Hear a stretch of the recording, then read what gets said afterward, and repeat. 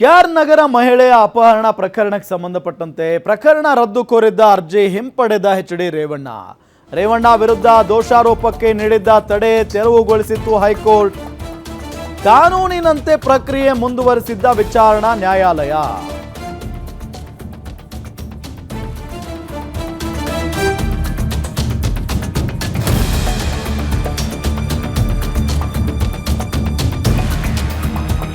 ಹೀಗಾಗಿ ಪ್ರಕರಣ ರದ್ದು ಕೋರಿದ್ದಂಥ ಅರ್ಜಿಯನ್ನ ಎಚ್.ಡಿ. ರೇವಣ್ಣ ಅವರು ಹಿಂಪಡೆದಿದ್ದಾರೆ. ಕೆಆರ್ ನಗರ ಮಹಿಳೆಯ ಅಪಹರಣ ಪ್ರಕರಣಕ್ಕೆ ಸಂಬಂಧಪಟ್ಟಂತೆ ಪ್ರಕರಣ ರದ್ದು ಕೋರಿದ್ದ ಅರ್ಜಿಯನ್ನ ಈಗ ಎಚ್.ಡಿ. ರೇವಣ್ಣ ಅವರು ಹಿಂಪಡೆದಿದ್ದಾರೆ.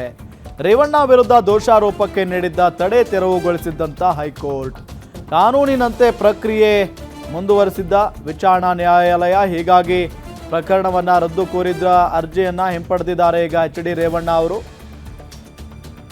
ನೋಡ್ಬೇಕಿದೆ ಎಲ್ಲಿಗೆ ಹೋಗುತ್ತೆ ಈ ಒಂದು ವಿಚಾರ. ಜೊತೆಗೆ ಈ ವಿಚಾರದಲ್ಲಿ ಅಥವಾ ಈ ಪ್ರಕರಣದಲ್ಲಿ ಇಡೀ ಅವರ ಕುಟುಂಬ ಬೀದಿಗೆ ಬಿದ್ದಿತ್ತು. ಅಂದರೆ ಈ ವಿಚಾರಕ್ಕೆ ಸಂಬಂಧಪಟ್ಟಂತೆ ಈಗಾಗಲೇ ಅವರ ಪುತ್ರ ಪ್ರಜ್ವಲ್ ರೇವಣ್ಣ ಒಳಗಡೆ ಇದ್ದಾರೆ, ಶಿಕ್ಷೆಯನ್ನು ಅನುಭವಿಸ್ತಾ ಇದ್ದಾರೆ.